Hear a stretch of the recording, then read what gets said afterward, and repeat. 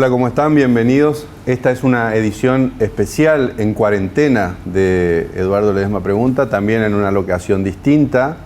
Estamos en el Salón Auditorio del Diario El Litoral para conversar un poquito acerca de lo que está pasando a nivel mundial con la pandemia del coronavirus. Y hoy, para hablar un poco de ese tema, desde una perspectiva más bien periodística, recibimos a Cecilia Fernández Castañón, que es periodista especializada en ciencia, trabaja hace más de 15 años en los medios de comunicación, tiene experiencia en medios gráficos y digitales, fue una periodista de esta casa, del Diario Litoral, durante 5 años. Desde 2015 trabaja en el área de comunicación del CONICET, aquí en el Nordeste, es licenciada en Comunicación Social por la Universidad Nacional del Nordeste, se formó en Periodismo Científico en la Fundación del Instituto Leloir, es miembro de la Red Argentina de Periodismo Científico, fue becada por la Federación Mundial de Periodismo Científico para asistir a una conferencia mundial de periodismo científico en 2017 en San Francisco, en los Estados Unidos, también por una fundación alemana para participar de su conferencia anual en Berlín en el año 2018, fue seleccionada por la Asociación Nacional de Periodistas de Ciencia de Estados Unidos para asistir al encuentro que se realizó en 2019 en Pensilvania, junto a un grupo de colegas de Sudamérica. En los últimos años dictó talleres sobre comunicación de la ciencia en la carrera de Comunicación Social de la Universidad Nacional del Nordeste, y además de todo esto es clorindense, formoseña. Totalmente, sí. Cecilia, gracias por estar acá. Muchas gracias por la invitación, Eduardo, es un gusto. Bueno, la pandemia deja al descubierto un montón de carencias que nosotros tenemos, ¿no? Sobre todo en el sistema sanitario, en el sistema económico. La informalidad de nuestra economía está haciendo estragos, pero también en el trabajo de los medios, ¿no? O sea, queda expuesto ahí. No sé qué es lo que estás viendo en relación a nuestra profesión, cómo se está cubriendo la pandemia. Bueno, creo que la producción de contenidos y la cobertura que se está haciendo en general es muy diversa. Creo que hay una infinidad de productos de muy buena calidad. Hay muchos profesionales que están ejerciendo su rol de comunicadores con mucha responsabilidad, pero que también, como bien decías, quedan expuestas las carencias en cuanto a la formación y a la especialización de ciertos tipos de comunicadores que están en lugares muy importantes de visibilidad y que no cuentan con las herramientas mínimas para comunicar una crisis de este tipo. En principio me parece también que no podemos dejar de lado y no podemos analizar toda esta situación sin tener en cuenta la enorme precarización de nuestra profesión, que me animo a decir que es a nivel mundial, pero que se nota mucho en Argentina y muchísimo más en nuestra región y en la provincia de Corrientes. Pero creo que más allá de que por ahí pedir excelencia o especialización en nuestro rubro puede sonar utópico, sí es necesario pedir responsabilidad y mucha prudencia a la hora de comunicar contenidos en este contexto. Vamos a suponer que esas condiciones, digamos, de producción están solventadas. Sí. Vamos a suponer, porque no lo están. ¿Por qué es necesario capacitarse en periodismo científico? El periodismo científico lo que nos permite es conocer cómo funciona la producción de conocimiento, que nos permite desarrollar nuestra vida en distintos ámbitos. Cómo funcionan las cosas que usamos todos los días, cómo funcionan las vacunas que nos pusimos, cómo funcionan los sistemas sociales a los que pertenecemos. La ciencia está en absolutamente todo lo que hacemos y todo nuestro estilo de vida actual. Entonces, si adoptamos una perspectiva científica a la hora de comunicar, podemos explicar mucho mejor cómo funcionan esos fenómenos.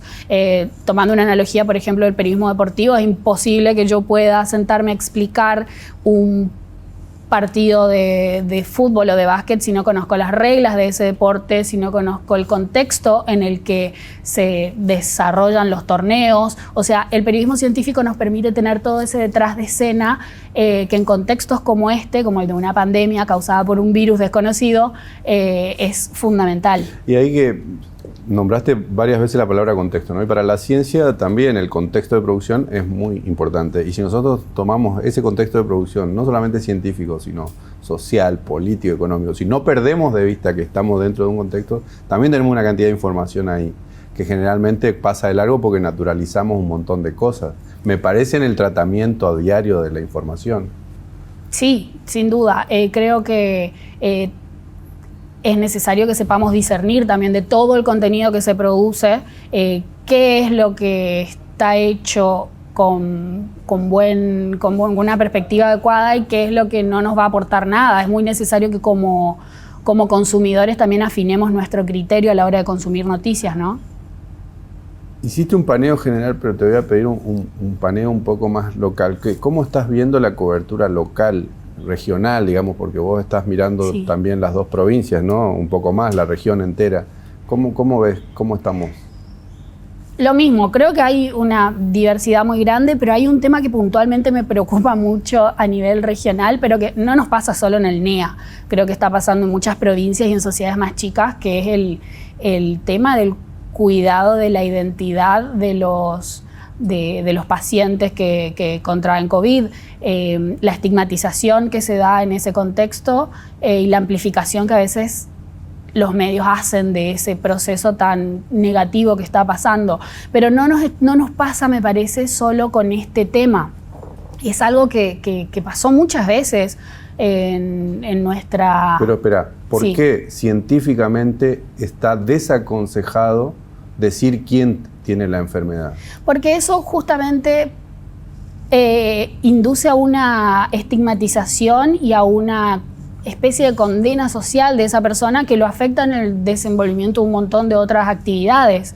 Eso hace que esa persona quede de cierta manera marcada y que pueda tener consecuencias en otros aspectos de su vida. Es distinto cuando ya pasó la enfermedad y esa persona decide hablar y decide contar lo que le pasó y un periodista hace una nota, digamos, contando la experiencia desde una perspectiva positiva y que aporte algo. Pero lo que veo y que me parece que ahí nos debemos un debate, no solo, insisto, no solo con este tema. Recuerdo que pasó mucho también con lo que tenía que ver con donación de órganos. Claro. Cuando se filtra la identidad del donante, nos ha pasado, me acuerdo cuando trabajábamos acá y decidimos no publicarlo. Bueno, me parece que ahí está el criterio y la responsabilidad del medio y del periodista en cuidar ese aspecto. Es algo que, como te digo, no solo está pasando acá en el NEA, sino que en muchos lugares. Ahí hay una clave, ¿no? El tema de la identidad y tratar de cuidar eso para no estigmatizar. ¿Hay alguna otra clave que estemos perdiendo de vista y que necesitemos para la cobertura de esta pandemia? Y creo que también tiene que ver con el uso del lenguaje, que ahí estaría muy bueno. Una de las recomendaciones que se hace es tratar de dejar de lado el lenguaje bélico para hablar de todo este proceso, la lucha. No es una guerra. No es una guerra, nadie gana, pierde, no es... pero nos cuesta un montón sacarnos eso porque, bueno, lo tenemos también, incorporado hace mucho. Desde los funcionarios baja ese mensaje y ellos son el que tiene el poder de nombrar las cosas, digamos que a partir de ahí también define... Son una de nuestras principales fuentes a la hora de informar, claro. Los organismos, ¿no? Claro, pero digo, desde el presidente para abajo menciona esto como una guerra contra un enemigo invisible, ¿no? Totalmente. ¿Y cómo nombrarías vos? ¿Cómo harías? ¿Cómo sería esto? Qué difícil. Bueno, creo que todo el tiempo estamos buscando sinónimos y formas de referirnos. Lo que está pasando es un fenómeno que tiene que ver con la naturaleza y con un montón de cuestiones sociales y de nuestro estilo de vida que hacen que estemos en este contexto. Es una crisis. Estamos en medio de una crisis, pero no lo llamaría guerra o trataría de evitar ese tipo de vocabulario bélico o criminalístico, por decirlo de alguna palabra. Se habla de caso sospechoso, claro. que marca mucho. Hay una carga muy grande en las palabras que elegimos para comunicar, ¿no? A propósito de eso y de cómo se desmadra por ahí la situación, hay un actor principalísimo hoy que le disputa incluso la atención a los medios, que son las redes sociales, ¿no? Y el WhatsApp. ¿no? Y hay muchos medios de todos los tamaños, digamos, los grandes, los chicos y medianos, y también, sobre todo los chicos, me interesa por ahí también el tamaño de nuestros medios y sobre todo cómo actúan ante determinada circulación de información por determinadas redes sociales. Como que hay muchos medios que buscan dar respuestas a lo que circula por redes, ¿no? Y por ahí se cometen errores también, ¿no? Porque se está buscando todo el tiempo confrontar o confirmar. ¿Qué hay para hacer ahí? ¿Cómo hacemos ahí? ¿Cómo certificamos información? ¿Qué hacemos con las redes sociales, con el volumen de circulación de información por redes? Me parece que hoy en día las redes sociales son fundamentales para nuestro trabajo. No podemos dejarla de lado, sin duda. Pero ahí tenemos que afinar también el ojo y ver qué es lo que vamos a tomar de ahí y darnos cuenta. Creo que ante cualquier hecho que nosotros vamos a comunicar tenemos que pensar cuál va a ser el efecto que va a tener en la sociedad, en la población, eso que vamos a comunicar. Y darnos cuenta que muchas veces poner el ojo y hacernos eco de rumores que están en las redes sociales amplifican el efecto de eso. Por ahí es mejor, como decimos en la jerga, comérnosla y dejarla pasar y no amplificar eso que pasó. Por lo menos tomarnos el tiempo de chequearlo y encontrar cuál es la información veraz respecto a eso que se está comentando y difundir solo esa información, la correcta, la que desarma eso que se está hablando y no hacer referencia o hacer una mínima referencia a lo que se habló en redes. Si nosotros amplificamos ese debate... le das entidad, digamos. Exactamente, esas peleas que por ahí pasaron, ahí me parece que hay que tener ese cuidado. La Organización Mundial de la Salud introdujo en el debate una palabra, ¿no? Sí. La infodemia. ¿Qué es?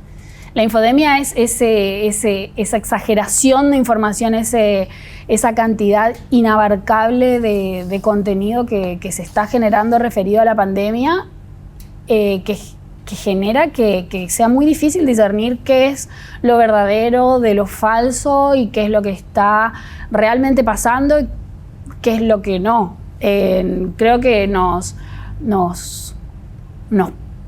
nos pone en un lugar muy difícil, no solo a los periodistas, sino a toda la sociedad. Ahí nombraste las noticias falsas, ¿no? Y vos trabajás en un organismo que debe dar respuestas muchas veces a noticias falsas, digamos, ¿no? Sos como la cara visible de la certificación de cierta información, digamos, ¿no? ¿Cuál es tu mecanismo? ¿Cómo tienen protocolizado? ¿Cómo trabajan en la desarticulación ustedes, digamos? Si lo tienen desarrollado específicamente esto, a desarmar noticias falsas, mitos que se desarrollan, no necesariamente con el COVID, sino en general. ¿Tuviste alguna experiencia en este punto? Como te decía recién, me parece que ir atrás de desarmar las noticias falsas, por lo menos desde el rol de la comunicación institucional, no sé si tiene mucho sentido. Me parece que hay un montón de iniciativas periodísticas que están haciendo ese trabajo y lo hacen muy bien, como Chequeado o la plataforma esta Confiar que se creó en Telam, y me parece que es necesario. Yo soy bastante optimista igual con el tema de las noticias falsas. Me parece que están teniendo menos asidero, por decirlo de alguna manera, con el correr del tiempo, y soy optimista en el sentido de que si continuamos mejorando el trabajo de comunicación en distintos ámbitos, puede bajar el impacto que tienen. Lo que sí es preocupante, que lo vi en un estudio que presentó un investigador hace un tiempo, es que el impacto de las noticias falsas es mucho mayor en las sociedades menos formadas, menos escolarizadas y con menos recursos. Eso nos pone otra vez, volviendo al tema regional, en un lugar de mayor responsabilidad. Mayor, claro, tenemos que otra vez cuidar más lo que generamos en nuestros medios regionales y locales, porque es lo que más consume ese sector de la población que está más expuesto a las fake news. Claro. Hoy tal vez uno de los reconocimientos para el periodismo científico, digamos, más importantes es que Nora Bar, que es una histórica periodista del diario La Nación, esté sentada en ese gabinete que armó el gobierno nacional para ver cómo se hace, cómo se aborda la pandemia y cómo se informa también, ¿no? Vos estuviste con Nora Vara hace poco en el exterior, ¿no? Sí, compartimos el Congreso Mundial de Periodismo Científico en 2017 y ella actualmente es la presidenta de la Red Argentina de Periodismo Científico. Sin duda es la mayor referente de la disciplina en nuestro país y sí, es una persona muy generosa y muy querida. Casualmente no sé si viste en estos días que le entregaron una distinción. Los compañeros del diario La Nación. Decime qué más difícil que te quiera toda una redacción. Yo no sé si hay mucha gente que logra eso. O sea, eso habla muy bien de ella, de su calidad periodística y como persona.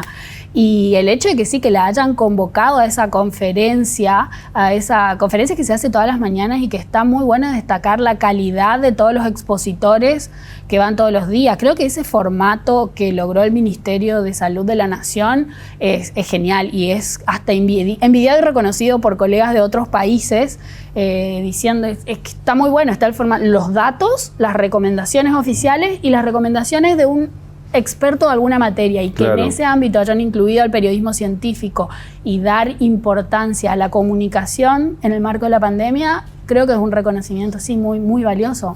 Ahora, a propósito de eso, específicamente de eso, si vos tuvieras que mandar a alguien, ¿no? Vamos a suponer que sos una editora y tenés que mandar a un periodista a cubrir una pandemia. Sí. ¿Cuáles son las recomendaciones básicas que vos le haces? Hoy en día creo que la primera recomendación que tenemos que hacernos entre todos es la de cuidarse, de no exponerse. De hecho, una de las recomendaciones de la OMS es esa, que los grupos de periodistas se cuiden mucho. Y la primera recomendación es hablar con los expertos, con las personas que están en la primera línea de atención, lo que se dice. ¿Quiénes son los que están conteniendo y recibiendo los casos? ¿Cuál es el protocolo que se sigue? Creo que va por ese lado, hablar con los que están en la primera línea, con las autoridades sanitarias y con los que están a cargo de los centros de aislamiento, en este caso. Claro. Y también de ahí tenés un montón de cosas para consultar desde la perspectiva de la salud mental, que me parece que es fundamental hoy en día, también la perspectiva sociológica y de cómo va a impactar todo esto en nuestras sociedades en el futuro. Hay estudios que ya se están haciendo sobre eso, también en todo lo que tiene que ver con educación. Creo que son múltiples las aristas de este fenómeno que nos va a dar mucho para informar durante mucho tiempo. Pero ahí los servicios, tiempo. ¿no? Los servicios con la mayor precisión posible, digamos, ¿no? Servicios, digamos, en todos los sentidos. Totalmente. ¿No? ¿Cómo hacemos para continuar con nuestra vida cotidiana en este... Que va mucho más allá del horario de comercialización de los supermercados o de las farmacias, digo, los servicios, donde hay, como por ejemplo, qué sé yo, veía informes de colegas del exterior, es decir, la cantidad de camas, la cantidad de respiradores, dónde están, cómo sería más eficiente y racional ese uso, por qué es importante el respirador, cuántos son suficientes, o sea... ¿Cómo funciona? ¿Dónde se fabrican? ¿Qué es? ¿Quién es el dueño de eso, no? También porque, bueno, ahí hay factores económicos muy importantes. Sí. Ahora, te cambio la visión, ¿no? Ahora te pongo frente al televisor, digamos, como un espectador, con los elementos que vos tenés para discernir, ¿no? Entonces, no estamos informando demasiado demasiado todo el tiempo sobre esto. ¿Qué efectos causa esa demasía en la información? Totalmente de acuerdo, sí, se está informando demasiado. Creo que uno de los errores en los que estamos cayendo es en el conteo exagerado de los casos y de los muertos. Cuando eso toma protagonismo en la cobertura, como estás diciendo, en una pantalla, por ejemplo, si yo entro y prendo la tele y lo primero que veo es la placa roja con el número de casos y la música de pánico atrás, eso genera un montón de efectos negativos, ansiedad, profundiza todo lo que nos está pasando en marco de esta situación sin precedentes. Entonces, si bien, por supuesto que es información valiosa y que hay que dar, creo que el eje no tiene que estar puesto ahí. Hay un montón de otras cosas de las que podemos hablar, de lo que decías recién, de lo que nos está pasando como sociedad en el marco de esta pandemia. ¿Cómo hacemos para continuar con nuestras vidas en este escenario?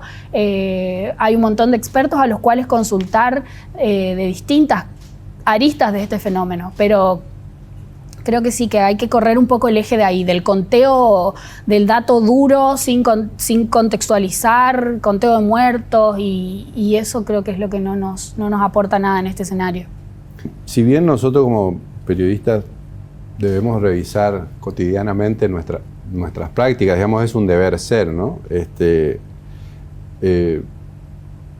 Te pregunto también en tu doble rol, digamos, ¿no? Porque vos trabajaste en los medios, vos sos periodista esencialmente y ahora estás en una institución.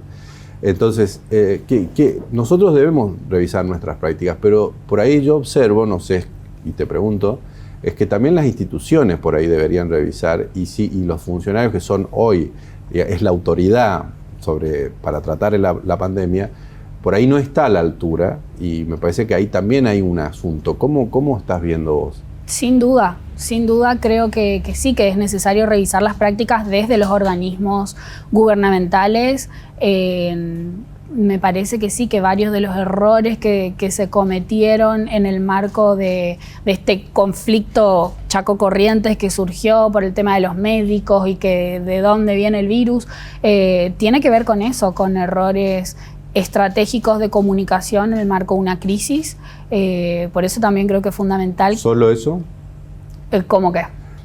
¿Solo es un error de comunicación? No, un error político y también de comunicación, porque me parece que también con profesionales capacitados en el manejo de crisis sería posible salvar esos errores antes de que se difundan, ¿no?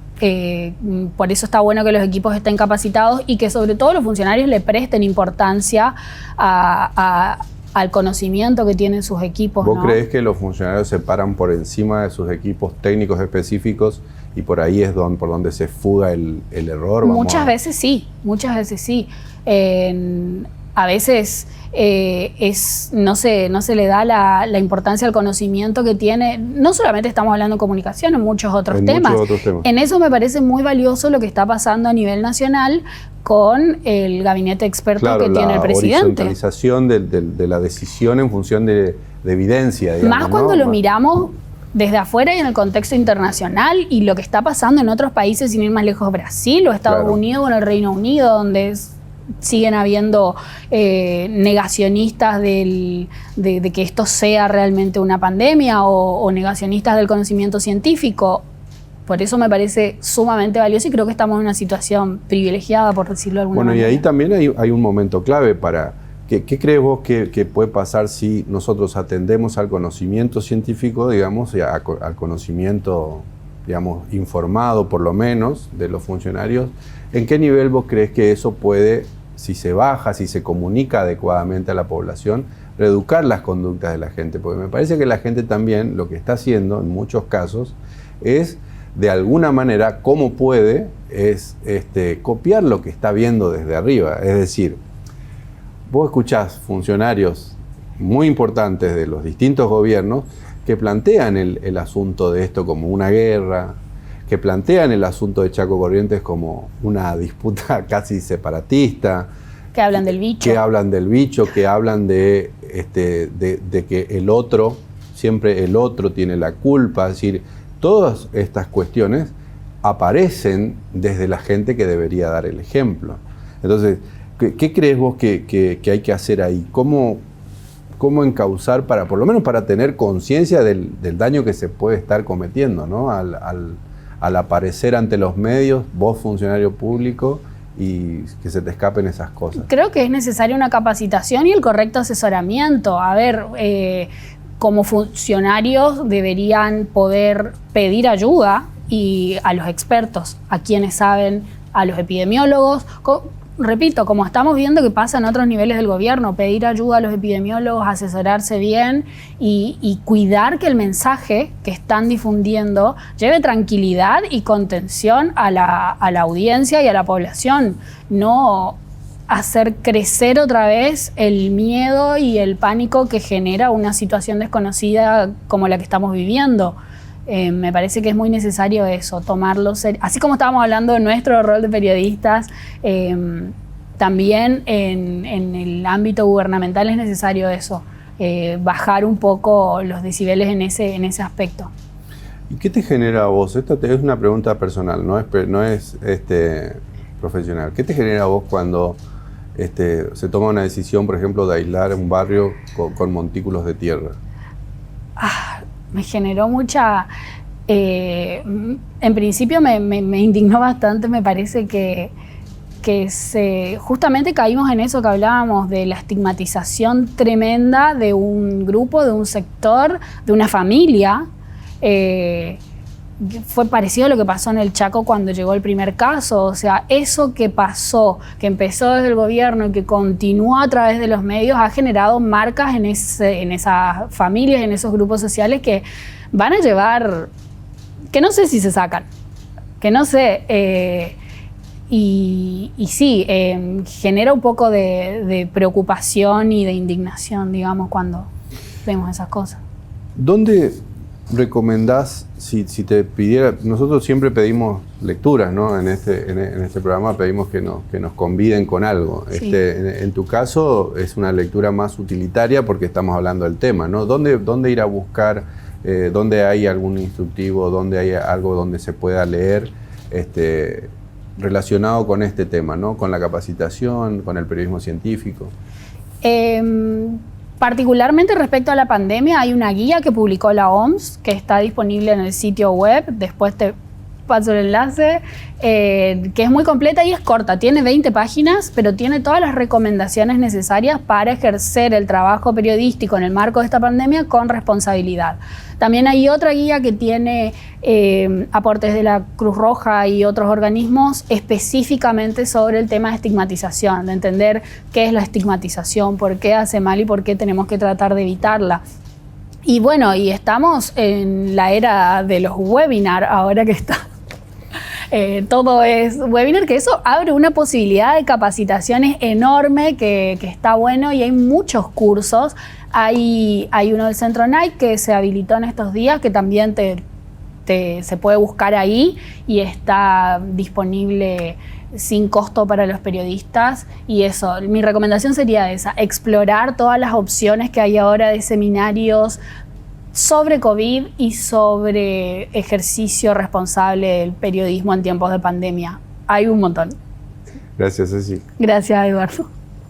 A ustedes también muchas gracias por estar ahí. Recuerden, este es un programa especial en cuarentena, guardando todas las recomendaciones de bioseguridad para poder hacerlo, pero creíamos que era muy necesario, y estamos por eso también en una locación distinta, que es el Salón Auditorio del Diario El Litoral. Muchísimas gracias y hasta la próxima.